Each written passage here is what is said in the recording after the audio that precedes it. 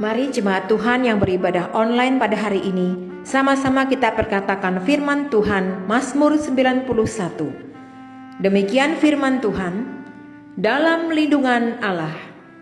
Orang yang duduk dalam lindungan yang maha tinggi dan bermalam dalam naungan yang maha kuasa akan berkata kepada Tuhan, tempat perlindunganku dan kubu pertahananku, Allahku yang kupercayai.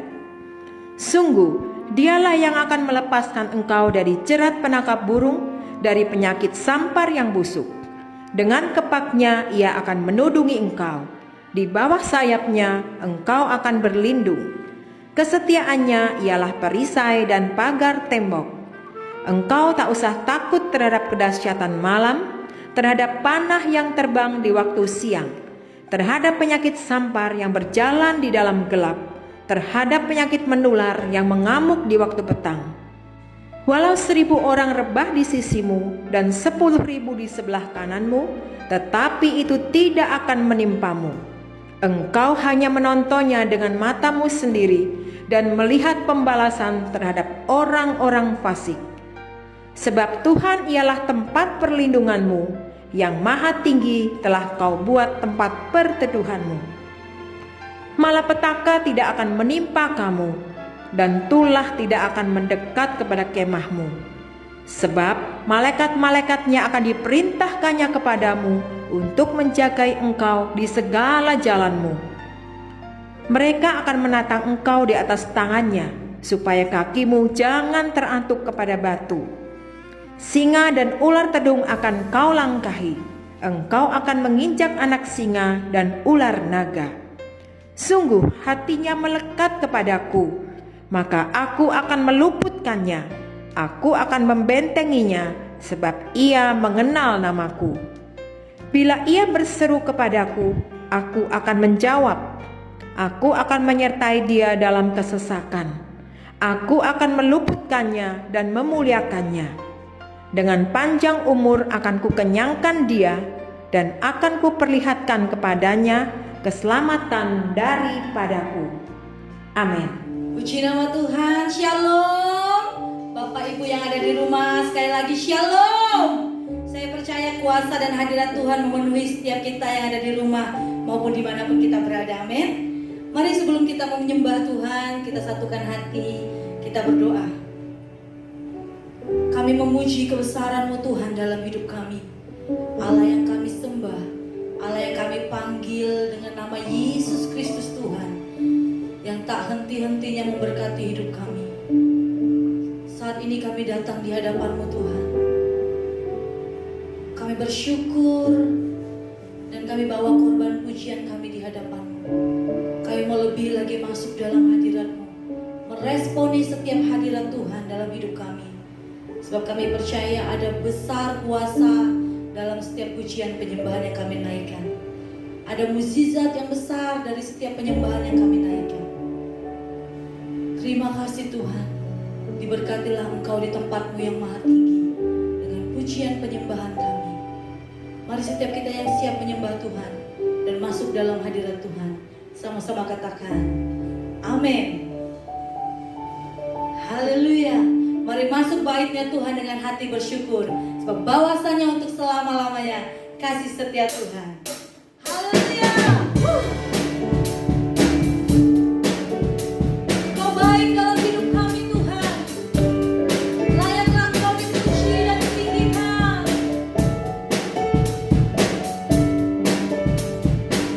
Mari sama-sama nyanyikan.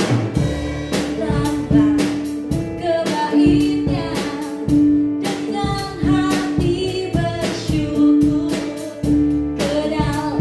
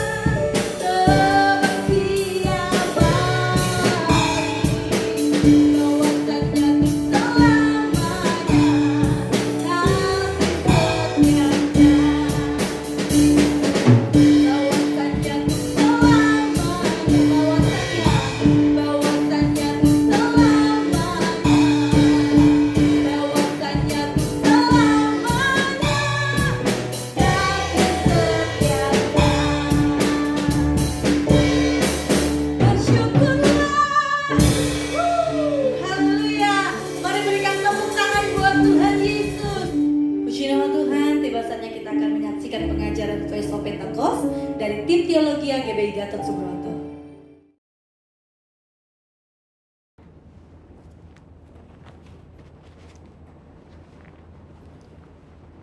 Shalom semua. Kegerakan Pentakosta adalah kegerakan yang unik. Mengapa unik? Pernahkah saudara terbayang satu gerakan rohani yang dalam tempo 1 abad telah menyebar sampai ke 27% kekristenan yang ada? Kegerakan yang bergerak cepat ini memiliki pilar-pilar teologi yang perlu kita pahami. Pada Voice of Pentecost kali ini, kita akan membahas mengenai 5 pilar teologi Pentakosta.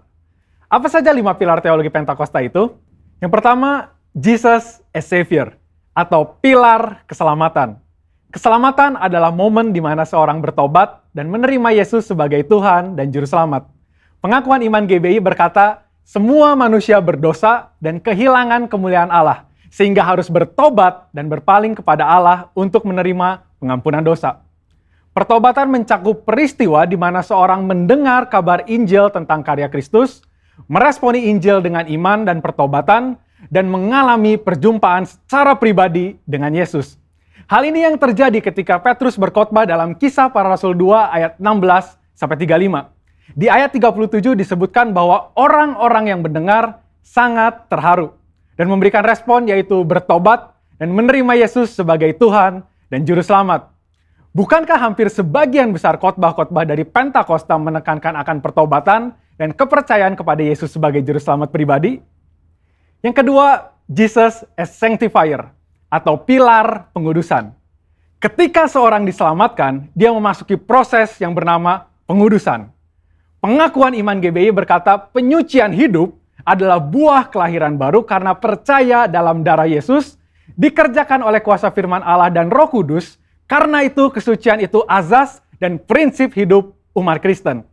Insan Pentakosta percaya bahwa anugerah keselamatan harus diresponi dengan benar dalam takut akan Allah. Filipi 2 ayat 12-13 berkata, kerjakan keselamatanmu dengan takut dan gentar. Karena Allah lah yang mengerjakan di dalam kamu, baik kemauan maupun pekerjaan menurut kerelaannya. Di sini terlihat tanggung jawab orang percaya untuk mengerjakan keselamatannya, atau menguduskan kehidupannya dalam takut akan Allah. Proses pengudusan ini akan kita jalani selama kita hidup, dengan tujuan agar kita menjadi segambar dan serupa dengan Kristus. Pengudusan pun berbicara kita meninggalkan kehidupan lama kita, ataupun kebiasaan lama kita yang tergolong dosa, dan menjadi pribadi yang baru di dalam Kristus. Tidak lagi hidup di dalam dosa. Yang ketiga, Jesus as Spirit Baptizer, atau pilar baptisan Roh Kudus. Ini adalah bagian penting dan merupakan pilar sentral yang mengikat keseluruhan 5 pilar yang ada. Baptisan Roh Kudus yang dimaksud adalah baptisan yang dialami setelah seorang lahir baru, sebuah pengalaman yang juga bisa disebut sebagai kepenuhan roh, pencurahan roh, dan menerima Roh Kudus. Tanda awal seorang dibaptis oleh Roh Kudus adalah dia berkata-kata dalam bahasa roh sebagaimana yang diilhamkan oleh Roh Kudus. Baptisan Roh Kudus akan menghasilkan dampak secara internal maupun eksternal. Secara internal, yaitu kehidupan penyembahan yang lebih intim dengan Bapa. Karena menurut 1 Korintus 14 ayat 2, disebutkan bahwa orang yang menyembah dalam roh adalah mereka yang berkata-kata secara rahasia kepada Bapa. Pada ayat 4 pun dijelaskan bahwa saat kita berbahasa roh, kita sedang membangun diri kita. Secara eksternal, baptisan roh memberikan kuasa untuk menyelesaikan amanat agung.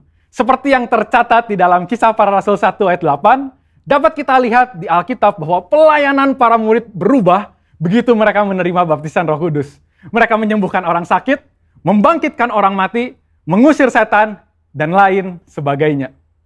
Yang keempat, Jesus as Healer, atau pilar kesembuhan ilahi. Di dalam pengakuan iman GBI, kita mempercayai bahwa kesembuhan ilahi tersedia dalam korban penebusan Yesus untuk semua orang percaya. Bagian ini sangat penting, karena kita mempercayai bahwa tanda dan mujizat masih berlaku di zaman ini. Orang yang telah dipenuhi Roh Kudus akan melakukan pelayanan dengan tanda-tanda seperti yang Yesus katakan dalam Markus 16 ayat 18-19. Mereka akan meletakkan tangannya ke atas orang sakit dan orang itu akan sembuh. Dari mana kuasa untuk menyembuhkan itu datang? Dari kepenuhan Roh Kudus yang dijanjikan oleh Bapa kepada setiap orang percaya. Kita percaya bahwa kematian Kristus telah menebus segala dosa-dosa kita, termasuk menanggung segala sakit penyakit kita. Yesaya 53 ayat 4a jelas berkata bahwa tetapi sesungguhnya penyakit kitalah yang ditanggungnya. Yang kelima, Jesus as soon coming King, atau pilar kedatangan Yesus yang kedua dengan segera. Pilar terakhir ini dipandang sebagai motivasi dan semangat untuk menyelesaikan amanat agung, memberitakan Injil dengan kuasa Roh Kudus, serta hidup dalam kekudusan. Kita percaya bahwa Yesus akan datang kali yang kedua untuk menjemput kita dengan segera. Pengakuan iman GBI berkata, Tuhan Yesus Kristus akan turun dari sorga untuk membangkitkan semua umatnya yang telah mati dan mengangkat semua umatnya yang masih hidup, lalu bersama-sama bertemu dengan dia di udara. Kemudian ia akan datang kembali dan bersama orang kudusnya untuk mendirikan kerajaan 1000 tahun di bumi ini. Kita percaya kedatangan Yesus untuk yang kedua kalinya untuk menjemput mempelainya yang masih hidup, atau biasa disebut rapture ini, akan terjadi secara tiba-tiba dan tanpa seorang pun tahu kapan waktunya. Ketidaktahuan kapan Yesus akan datang inilah yang akan mendorong setiap kita untuk dapat mempersiapkan diri sebaik-baiknya dan tetap hidup dalam integritas. Saya percaya pemahaman ini membawa kita semakin semangat di dalam menyelesaikan amanat agung dengan api Pentakosta ketiga. Saudara, untuk penjelasan lebih lengkapnya dari tim teologi kami, jangan lupa buka link yang ada di atas atau scan QR Code yang tersedia. Salam integritas, Tuhan Yesus memberkati.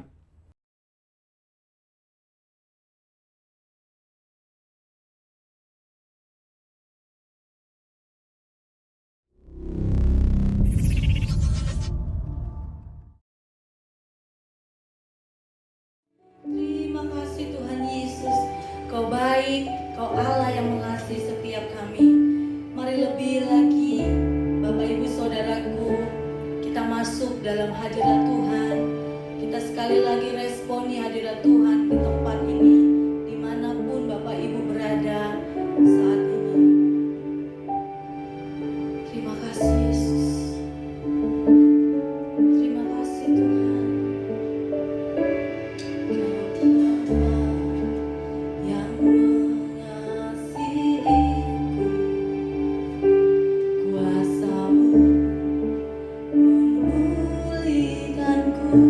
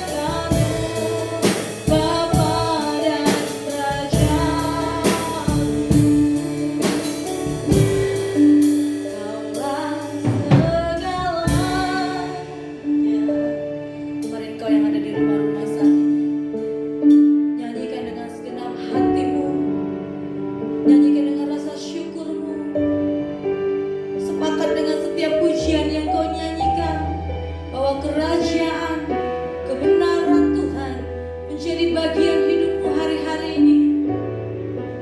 Terus pandang kepada Tuhan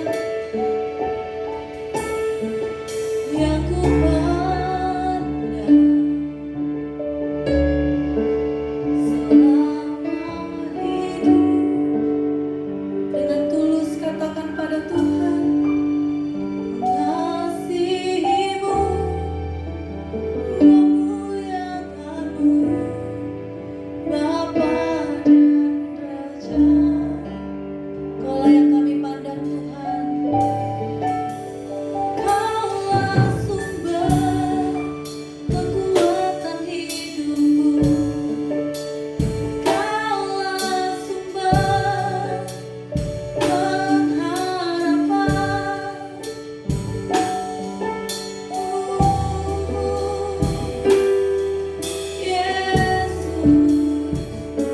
Yesus Tuhan. Mari bermazmur bagi Tuhan pagi hari ini, Bapak Ibu Saudara.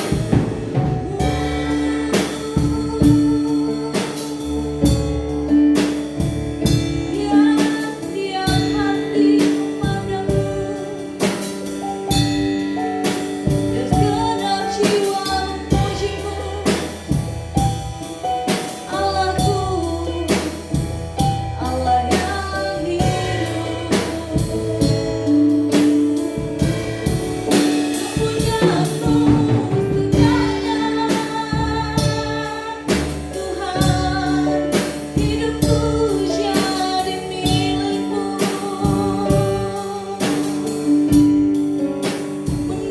Mengasihimu, memuliakanmu, Bapa dan Raja. Mengasihimu Tuhan, mengasihimu, memuliakanmu, mengasihimu, mengasihimu, memuliakan, mengasihimu,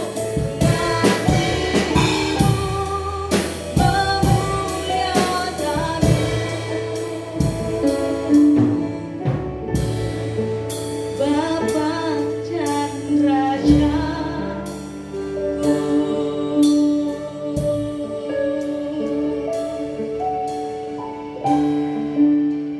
Biar saat ini ada hati yang rindu menyembah Tuhan. Biar saat ini ada hati yang dipulihkan. Biar saat ini ada hati yang dimerdekakan oleh Tuhan. Semua tentang Engkau pada hari ini Tuhan. Saat ini semua tentang Engkau. Pujian, penyembahan yang kami naikkan semua tentang Engkau. Kami mau kembalikan hati kami kepada penyembahan kami yang sesungguhnya. Kadang mulut kami memuji Tuhan tapi hati kami tidak. Tapi hari ini kami mau kembali semuanya kepada cinta mula-mula akan Kristus. Kepada hati yang menyembah dengan sungguh di hadapan Tuhan. Bukan tentang setiap lirik yang ditulis, bukan tentang bagaimana bagusnya musik yang dimainkan, tapi hari ini bagaimana tentang hati yang sungguh menyembah Tuhan. Yang kau cari hanya satu Tuhan, kau cari hati yang menyembah.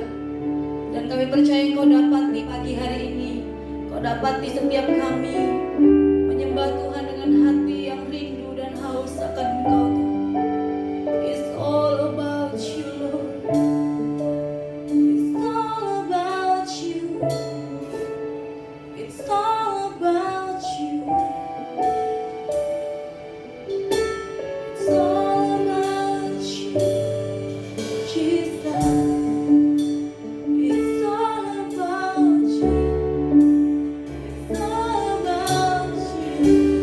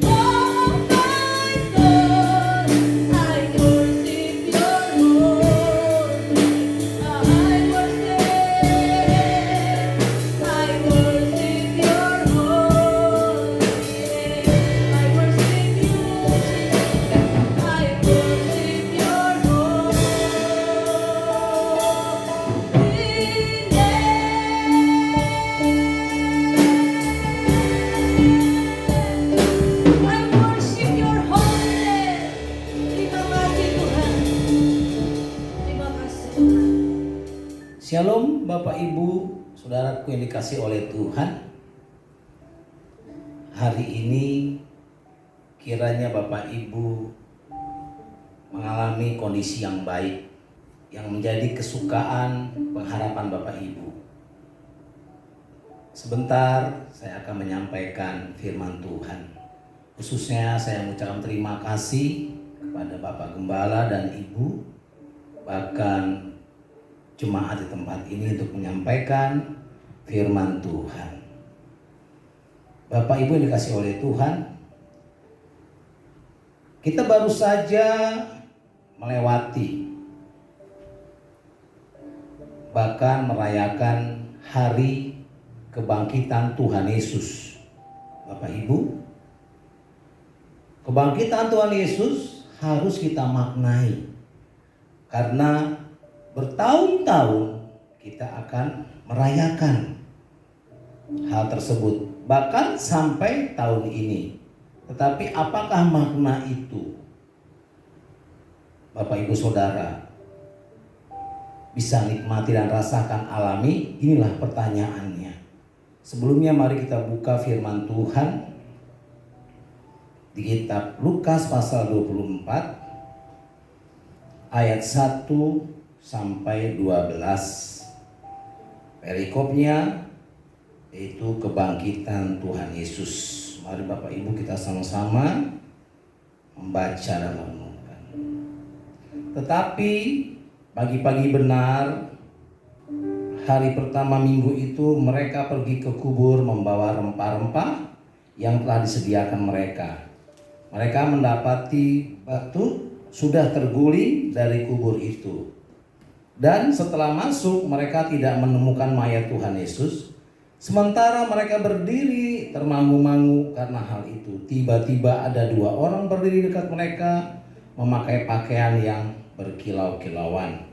Mereka sangat ketakutan dan menundukkan kepala. Tetapi kedua orang itu berkata kepada mereka, "Mengapa kamu mencari Dia yang hidup di antara orang mati? Ia tidak ada di sini, Ia telah bangkit. Ingatlah apa yang dikatakannya kepada kamu ketika Ia masih di Galilea, yaitu bahwa Anak Manusia harus diserahkan ke tangan orang-orang berdosa dan disalibkan dan akan bangkit pada hari yang ketiga." Maka teringatlah mereka akan perkataan Yesus itu. Dan setelah mereka kembali dari kubur, mereka menceritakan semuanya itu kepada ke-11 murid dan kepada semua saudara lain. Perempuan-perempuan itu ialah Maria dari Magdala dan Yohana dan Maria ibu Yakobus, dan perempuan-perempuan lain juga yang bersama-sama dengan mereka memberitahukannya kepada rasul-rasul. Tetapi bagi mereka perkataan-perkataan itu seakan-akan omong kosong dan mereka tidak percaya kepada perempuan-perempuan itu. Sesungguhnya demikian Petrus bangun lalu cepat-cepat pergi ke kubur itu. Ketika ia menjenguk ke dalam, ia melihat banyak kain kapan saja. Lalu ia pergi dan ia bertanya dalam hatinya apa yang kiranya telah terjadi. Bapak Ibu yang dikasihi oleh Tuhan, saya teringat seorang hamba Tuhan, seorang penginjil, bahkan penulis buku. Dia mengabarkan kabar kebenaran Injil sampai ke bangsa-bangsa. Dan dia juga mengadakan KKR pada saat dia melihat apa yang dia lakukan. Tidak semua orang mengalami kesembuhan. Pada suatu saat, suatu hari dia protes kepada Tuhan. Dan dia bertanya, "Tuhan, bagaimana aku bisa mempercayai janji firman-Mu kalau bilur-bilur-Mu itu tidak menyembuhkan semua orang yang sakit?" Saudara, Kadang pertanyaan ini pun ada dalam benak hati kita. Yaitu kadang kita berdoa, di saat kita juga sakit, kita berdoa dalam kelemahan tubuh kita berdoa juga dalam segala persoalan masalah kita. Suatu hari Tuhan menegur keras kepada hamba Tuhan ini. Anakku, katanya, aku tidak pernah berdusta dengan janjiku. Dan aku selalu menggenapi firman-Ku. Bukankah 2000 tahun yang lalu aku telah memberikannya, telah melakukannya dan berbuat. Hamba Tuhan ini menyadari, saudara. Oleh sebab itu, apakah yang dikatakan Yesus itu? Kalau 2000 tahun yang lalu mujizat itu telah diperbuatnya dan dilakukannya. Yesaya pasal 53 ayat 3 sampai 5. Ia dihina dan dihindari orang, seorang yang penuh kesengsaraan dan yang biasa menderita kesakitan. Ia sangat dihina sehingga orang menutup mukanya terhadap dia. Dan bagi kita pun dia tidak masuk hitungan. Tetapi sesungguhnya penyakit kita lah yang ditanggungnya dan kesengsaraan kita yang dipikulnya. Padahal kita mengira dia kena tulah, dipukul dan ditindas Allah. Tetapi dia tertikam oleh karena pemberontakan kita. Dia diremukkan oleh karena kejahatan kita. Ganjaran yang mendatangkan keselamatan bagi kita ditimpakan kepadanya, dan oleh bilur-bilurnya kita menjadi sembuh. Bapak Ibu yang dikasihi oleh Tuhan, 2000 tahun yang lalu, 2000 tahun yang lalu Tuhan sudah memberikan apa yang dijanjikan, dia genapi. Persoalannya, saudara, bagaimana respon kita akan janji Tuhan tersebut? Saudara yang dikasihi oleh Tuhan, Tuhan berkata kepada hamba Tuhan itu, tetapi sesungguhnya orang itulah yang tidak menerima akan apa yang sudah difirmankan. Banyak orang-orang Kristen yang percaya kepadanya mengalami hal-hal yang buruk, bahkan hal-hal yang tidak diinginkannya. Oleh karena apa? Teman-teman katakan, karena mereka, orang-orang ini tidak percaya dengan apa yang telah kupirmankan. Saudara, dunia ini pun dengan segala hal, tetapi kita jangan memikiri dan mengikuti secara dunia, gaya dunia, sehingga kita memikirkan pikiran apa yang dalam pikiran kita. Tuhan mau kita percaya akan firman-Nya. Tuhan mau kita percaya akan firman-Nya, saudara. Seperti apa yang disampaikan hamba Tuhan tadi. Biarlah kita semua kembali kepada firman Allah. Selanjutnya, saudara, apa yang membuat manusia menjadi putus asa? Ini menjadi satu tema. Kalau kita buka Alkitab pasal 24 ayat 13 sampai 16. Ini mengingatkan kepada kedua orang murid-murid Yesus pergi ke sebuah kampung bernama Emmaus. Saudara, Emmaus artinya putus asa. Bagaimana dia tidak putus asa? Suatu pertanyaan. Kalau dua orang murid ini bercakap-cakap, Tuhan yang dia percaya, pemimpin yang dia percaya, rabi, guru yang selama ini bersama-sama dengannya, yang telah banyak melakukan mujizat, bahkan perbuatan-perbuatan ajaib yang manusia tidak bisa lakukan dan kerjakan. Hanya Yesus dalam pandangannya sudah tidak ada. Dalam penilaiannya sudah tidak ada. Dalam pembuktian di mana dikatakan di kuburnya sudah tidak ada.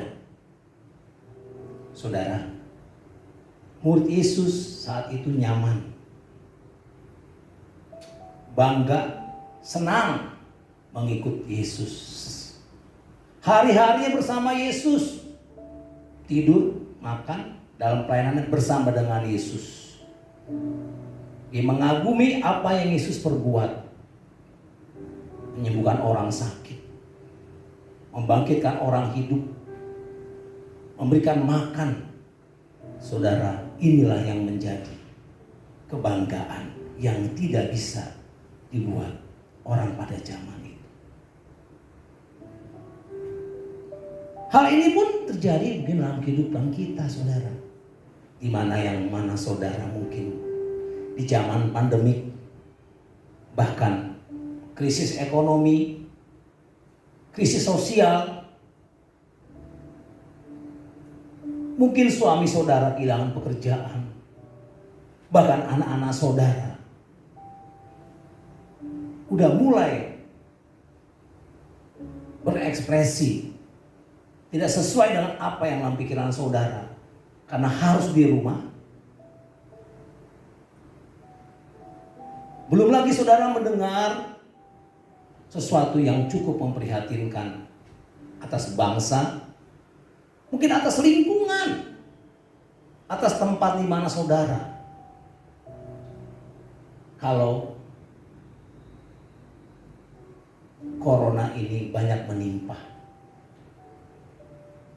penyakit yang menakutkan, bahkan yang membinasakan.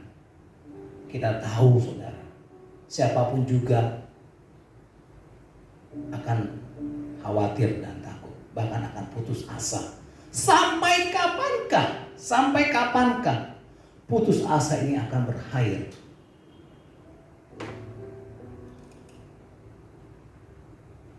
Saudara yang kasih oleh Tuhan, biarlah siang hari ini kita dikuatkan oleh kebenaran firman Tuhan. Jangan putus asa, tapi percayalah bagaimana respon kita dengan janji Tuhan, yaitu firman-Nya. Itulah yang menentukan kepada saudara dan saya. Kalau saudara ingat, ada kesusahan, kelaparan di bangsa Mesir, bagaimana Yakub dan keluarganya datang ke Mesir, ditempatkan di Goshen. Goshen itu berbicara pemeliharaan Tuhan yang sempurna.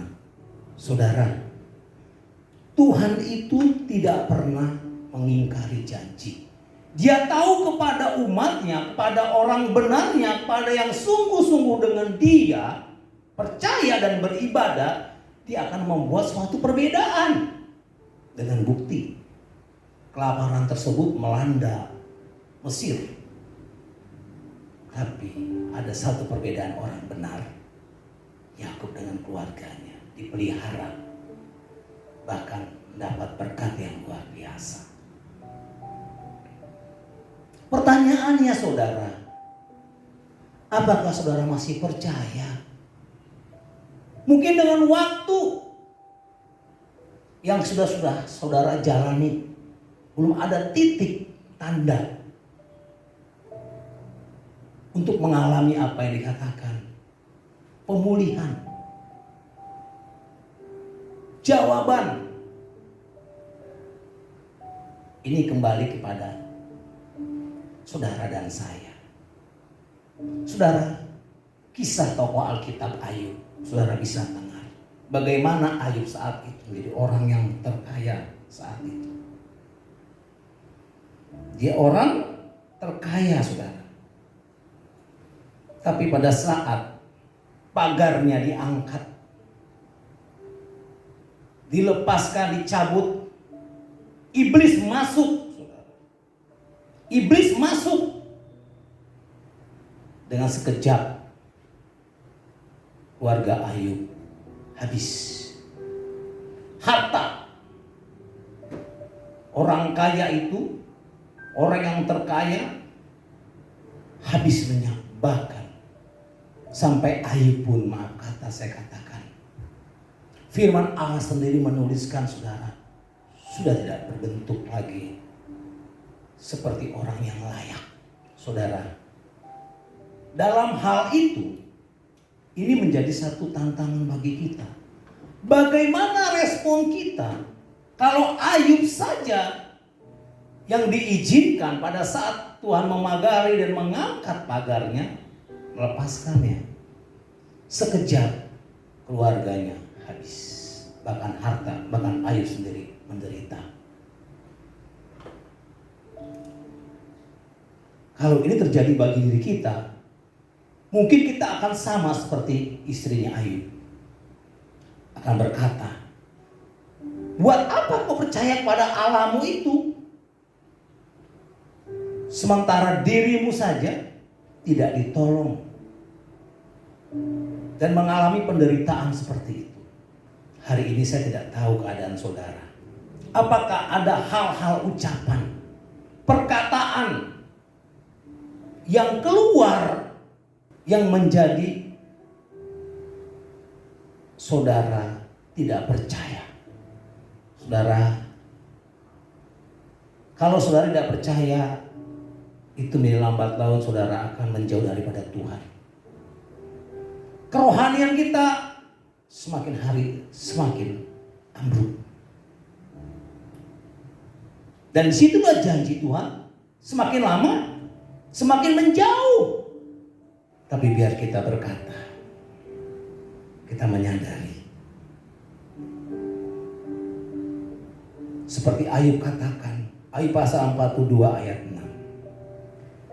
Oleh sebab itu aku mencabut perkataanku, dan dengan menyesal aku duduk dalam debu dan abu. Mari saudaraku dikasih oleh Tuhan. Tuhan punya kasih. Tuhan tidak pernah lupa dengan janjinya. Bahkan kepada kita semua yang percaya, yang telah dipilih dan tetapkan, dipanggil. Karena hidup kita di bumi adalah dalam proses untuk kita menjadi serupa dengan rupa gambarnya. Supaya kelak waktunya kita bukan cuma melihat surga, tapi ada bersama-sama dengan Dia. Mari saudara, perkataan itu saudara harus diingat, renungkan. Susah saudara supaya ganti dengan apa yang dikatakan Ayub 42 ayat 2. Aku tahu bahwa Engkau sanggup melakukan segala sesuatu. Saudara, ini yang harus kita sampaikan supaya kita mengalahkan iblis. Dan kuasa Tuhan itu bekerja. Aku tahu bahwa Engkau sanggup melakukan segala sesuatu. Dan tidak ada rencanamu yang gagal. Karena Tuhan berjanji tidak pernah berdusta. Dan setiap apa yang dinubuatkannya di firman-Nya digenapi, saudara. Sebab itu saudaraku, 1 Korintus 15 ayat 58 ingatkan kepada kita supaya kita baca firman Tuhan. 1 Korintus 15 ayat 58. Karena itu saudara-saudara yang kekasih, berdirilah teguh, jangan goyah dan giatlah selalu, dalam pekerjaan Tuhan, sebab kamu tahu bahwa dalam persekutuan dengan Tuhan jeripayamu tidak sia-sia. Menghadapi tahun-tahun yang secara keadaan hari ini, saudara harus tetap teguh dan jangan goyah. Layani Tuhan sesuai dengan panggilan, dengan kepercayaan yang pernah saudara lakukan dan kerjakan. Jangan undur, jangan kecewa. Bukan saja saudara menyakiti gembala, bukan saja saudara menyakiti suami, bukan saja saudara menyakiti anak, tetapi saudara menyakiti Tuhan yang mempercayakan tersebut. Contohnya saudara, betapa ngerinya kondisi saat ini dengan situasi pandemik saat ini saudara. Karena krisis ekonomi dan keuangan, banyaknya perceraian, hancurnya rumah tangga, tidak ada kepercayaan antara rumah tangga, antara suami istri dan anak, dan sebagainya. Saudara, kita mesti tahu Roma 8 ayat 28. Allah turut bekerja dalam segala sesuatu untuk mendatangkan kebaikan bagi setiap mereka yang mengasihi, yang terpanggil dalam rencananya. Karena pencobaan-pencobaan itu tidak akan melampaui batas kemampuan saudara. Yang terakhir, Yeremia 17 ayat 7. Diberkatilah orang yang mengandalkan Tuhan, yang berpengharapan kepadanya. Saudara, ini menjadi satu kesaksian saya. Bagaimana saya mengandalkan Tuhan. Mujizat itu terjadi. Orang yang mengandalkan Tuhan, dia tahu tidak ada lagi upaya, kemampuan, kekuatan, hal-hal apa yang ada pada dirinya. Bahkan saudara, maaf kata, saudara dan keluarganya, sesamanya, pemimpinnya, siapapun, itu udah ada dalam pandangan tidak mungkin. Hanya sayalah yang percaya dengan Allah yang kami sembah. Tahun 2003, pada saat istri saya masuk di rumah sakit, kondisinya sudah kritis dan komplikasi penyakit. Saudara, tim dokter semua datang menjumpai ruangan istri saya pada saat saya itu ada di situ kurang lebih jam 1. Karena info dari perawat. Karena semua sarana, infus dan segala macam sudah tidak berjalan, sudah stop, mati. Akhirnya dokter ambil keputusan, maaf kata, angkat tangan. Angkat tangan saudara. Secara medis, secara knowledge, kedokteran, tidak ada lagi upaya. Kalau semua tidak jalan. Karena apa? Dalam kondisi komplikasi, jangankan makan. Melalui infus aja makanan, semua sumber-sumber obat sudah tidak lagi bisa masuk. Tidak bisa jalan. Saya datang kepada Tuhan. Pada saat istri saya udah menggap-menggap, udah tidak mampu. Saudara bisa membayangkan bagaimana kalau saudara melihat orang udah megap-megap, udah sisa-sisa waktunya, sementara orang itu adalah yang saudara cintai, yang saudara kasih, yang saudara sayangi, yang menjadi kebanggaan saudara, kebahagiaan saudara. Saudara, saya datang kepada Tuhan. Saya katakan, Tuhan, tolong istriku, kasih dia kesempatan. Karena saya tidak sanggup hidup tanpa dia. Hanya kata itu saudara, tidak panjang lebar. Karena Alkitab katakan Tuhan juga tahu apa yang ada dalam pikiranmu, apa yang hendak kau katakan. Dan saya katakan, Tuhan tolong istri saya, kasih kesempatan. Karena saya tidak sanggup hidup tanpa dia. Karena waktu itu saudara sudah menjelang subuh dini, saya tertidur. Saya nggak tahu kondisi apa yang terjadi. Kurang lebih yang saya ingat 1 jam kemudian saya dibangunkan oleh suster dan perawat. Saya terkaget-kaget, saudara. Saya memiliki pikiran yang negatif. Ya Tuhan, apakah sudah selesai istri saya ini? Akhirnya saya bangun. Saya lihat suster katakan, Pak, semua alat-alat berjalan dengan normal. Beri kemuliaan untuk Tuhan, saudara. Beri kemuliaan untuk Tuhan, saudara. Itu dialami. Saudara, inilah yang dikatakan, yang saya sampaikan firman Tuhan ini, jangan putus asa. Dalam hal apapun, walaupun dialami saat itu oleh murid-murid Yesus yang mengasihinya. Bahkan juga apa yang saudara alami saat ini.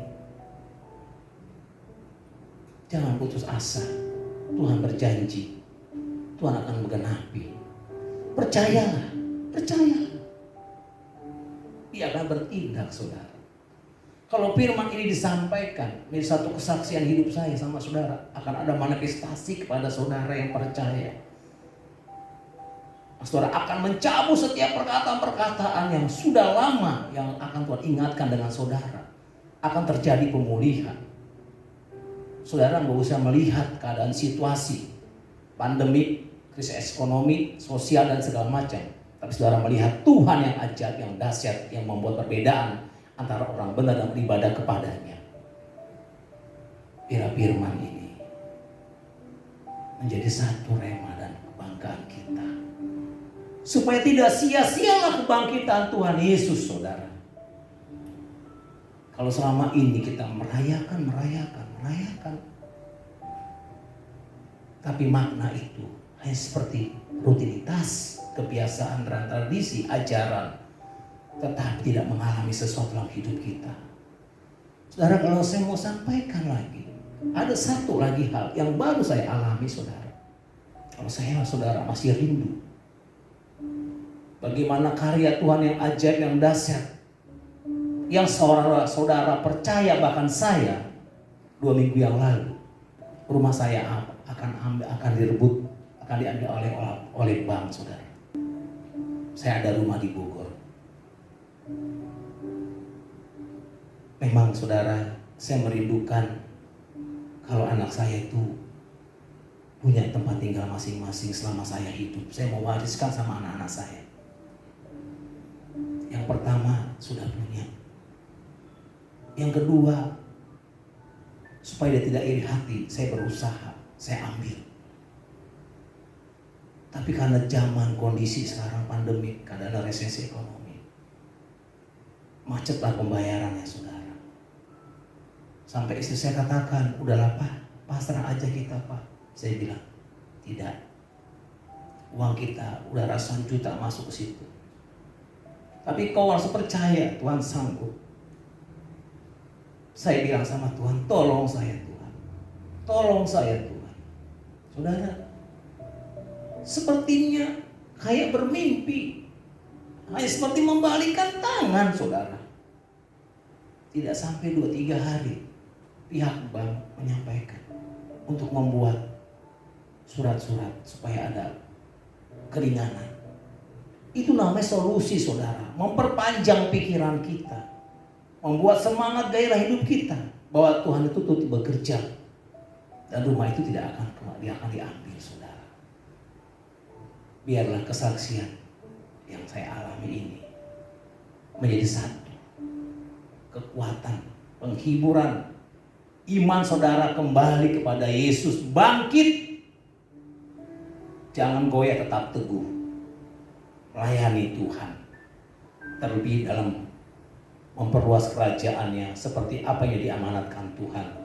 Kalau saudara mau lihat keturunanmu jadi orang-orang benar, orang-orang berhasil, layanilah Tuhan dengan sungguh-sungguh. Itu kuncinya, saudara. Karena Tuhan tahu apa yang akan diberikan kepada kita. Bukan apa yang kita mau kerjakan, apa yang kita mau minta, tapi Tuhan sudah sediakan. Biarlah firman ini jadi rema, jadi kesaksian, bahkan menjadi tanda kebangkitan saudara, karena Yesus telah bangkit. Terima kasih saudara. Amin. Mari jemaat Tuhan, sebelum kita berdoa syafaat, kita mendeklarasikan Pentakosta ketiga. Pentakosta ketiga adalah pencurahan Roh Kudus yang dahsyat di zaman now, melebihi yang terjadi di Azusa Street. Pentakosta ketiga akan mengakibatkan penuaian jiwa yang terbesar dan yang terakhir sebelum Tuhan Yesus datang kembali. Pentakosta ketiga akan membangkitkan generasi Yeremia, yaitu anak-anak muda yang dipenuhi Roh Kudus, cinta mati-matian kepada Tuhan Yesus, tidak kompromi terhadap dosa, dan akan bergerak untuk memenangkan jiwa. Pentakosta ketiga lahir di Indonesia yang bergerak ke bangsa-bangsa. Gerakan ini dari timur ke barat dan akan kembali ke Yerusalem. Pentakosta ketiga akan memberikan kuasa untuk menyelesaikan amanat agung Tuhan Yesus, dan setelah itu Tuhan Yesus datang kembali.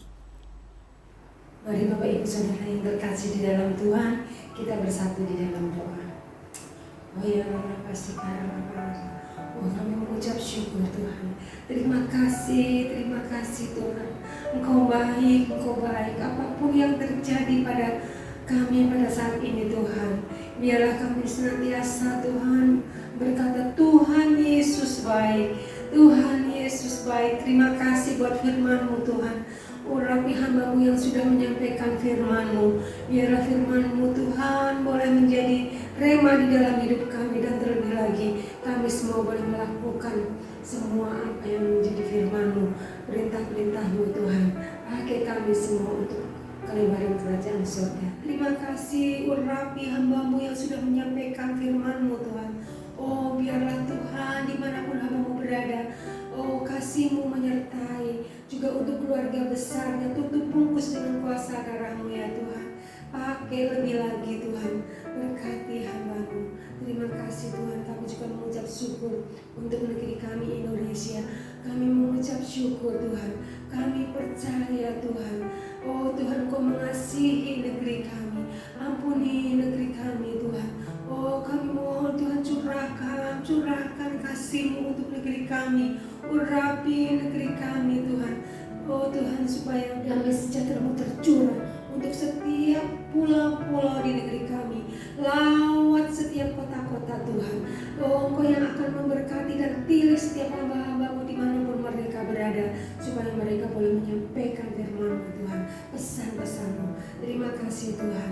Kami berdoa Tuhan untuk pemimpin negeri kami, Bapak Jokowi, juga Wakil Presiden Bapak Maruf Amin. Oh Tuhan, Engkau memberkati Tuhan. Juga untuk Kapolri, Kapolda, Gubernur, wakil-wakil rakyat di MPR, DPR, Wali Kota, Bupati, dan semua jajaran yang ada di bawahnya. Oh Tuhan, Engkau memberkati Tuhan, supaya mereka boleh menjadi pemimpin Tuhan yang takut akan Tuhan, sehingga setiap keputusan yang diambil Tuhan, semua daripada-Mu. Terima kasih dan mendatangkan damai sejahtera. Tuhan, kami berdoa Tuhan, bahwa negeri kami Tuhan masih ada COVID-19 Tuhan, kami mohon belas kasih-Mu Tuhan, biar COVID-19 segera selesai di dalam nama Tuhan Yesus. Kami percaya Tuhan, Engkau juga memberkati vaksin yang sedang berjalan. Tuhan, biar semua dapat selesai dengan baik. Engkau juga yang memberkati pemerintah kami Tuhan. Engkau yang menyediakan dana-dana itu Tuhan. Terima kasih berkati Tuhan setiap dokter-dokter, tim para medis yang sudah berusaha keras membantu agar COVID ini segera selesai. Berkati kesehatannya Tuhan. Terima kasih Tuhan. Kami juga berdoa Tuhan untuk negeri kami. Biarlah negeri kami Tuhan bebas dari segala bencana-bencana Tuhan.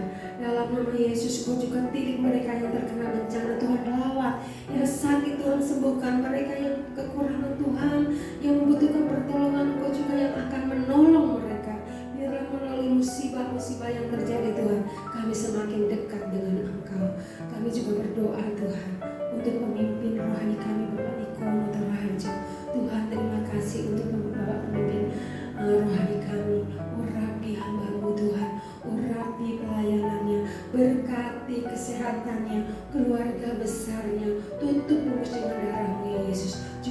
keempat wakilnya. Tuhan, biarlah Tuhan melalui pelayanannya semua Tuhan, melalui pelayanan mereka banyak jiwa-jiwa dimenangkan. Terima kasih Tuhan. Kami juga berdoa untuk KCK kami Bapak Sony Waplo. Tuhan, berkati kesehatannya, berkati pelayanannya, berkati pekerjaannya, keluarga besarnya dalam nama Tuhan Yesus. Oh Tuhan, biar urapan tercurah atas Bapak Sony Waplo. Juga untuk setiap gembala-gembala di CK9, Tuhan urapi Tuhan. Dan Tuhan berikan roh unity Tuhan, supaya kami, oh Tuhan, semakin bersatu melayani Engkau. Terima kasih Tuhan. Kami berdoa juga untuk generasi Yeremia. Tuhan, Engkau tahu Tuhan, bangkitkan generasi kami Tuhan, supaya menjadi generasi-generasi yang takut akan Tuhan. Oh Tuhan, kerahkan api-Mu Tuhan untuk membakar anak-anak-Mu, untuk mau melayani Engkau sehingga amanat-Mu boleh disampaikan. Terima kasih Tuhan. Berkati juga hamba-Mu di tempat ini, Bapak Kiai Sarapi. Engkau yang memberkati pelayanannya dimanapun hamba-Mu melayani Tuhan. Berkati Tuhan supaya boleh banyak memenangkan jiwa. Dan Tuhan, melalui pelayanannya jiwa-jiwa baru datang kepada Engkau. Juga untuk setiap pengerja di tempat ini, bangkitkan kami Tuhan. Berikan api-Mu Tuhan, supaya kami boleh saling bergandeng tangan melayani Engkau. Dan Tuhan, melalui pelayanan kami, oh Tuhan, banyak jiwa-jiwa dimenangkan. Terpujilah nama-Mu Tuhan. Kami berdoa juga untuk setiap jemaat di tempat ini Tuhan. Engkau lawat mereka dimanapun mereka berada. Tuhan, Engkau tilik yang sakit jamah Tuhan, yang kekurangan Tuhan. Biar Engkau yang akan memberkati mereka, memenuhi setiap kebutuhan mereka. Dan biarlah mereka hanya berseru dan bersandar kepada Tuhan. Juga untuk setiap mereka yang mengikuti ibadah online pada pagi hari ini Tuhan, Engkau lawat satu persatu. Engkau tahu apa yang mereka butuhkan Tuhan. Biarlah Engkau sendiri yang akan sediakan Tuhan. Kami percaya Tuhan. Terima kasih. Engkau juga berkati setiap kami yang melayani pada pagi hari ini Tuhan. Berkati WA, musik, editor, juga semua yang terlibat dalam pelayanan pada pagi hari ini. Kami serahkan semua ke dalam tangan-Mu. Biarlah damai sejahtera tercurah untuk kami semua. Terima kasih Bapak. Tiba saatnya kami akan menerima berkat daripada-Mu melalui hamba-Mu. Aku punya Tuhan yang besar, yang telah berjanji dan sanggup memberkati. Imanku bersepakat percaya kuasa-Nya. Ku terima sekarang kemenangan dari-Mu. Kiranya Engkau memberkati aku berlimpah-limpah. Haleluya. Dan memperluas daerah kami dan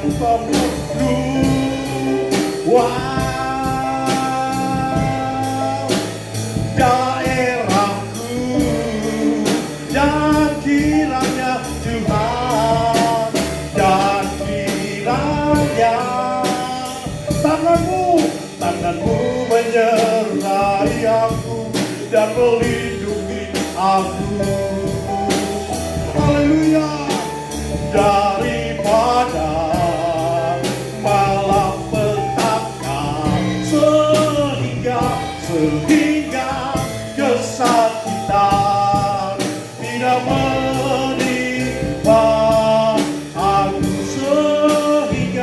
sehingga kesakitan tidak menimpa aku, sehingga kesakitan tidak menimpa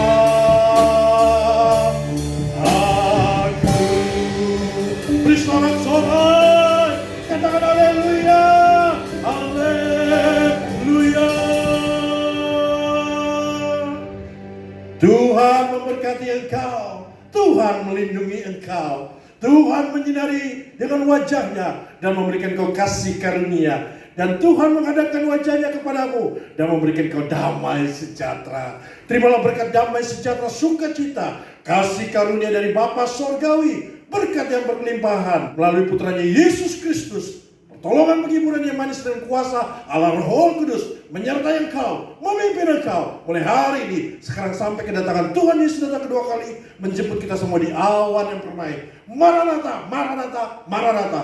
Dalam nama Tuhan Yesus, semua yang percaya katakan amin. Haleluya, haleluya. Kami GBI Legend Suprapto CK9 mengucapkan selamat hari Minggu. Tuhan Yesus memberkati.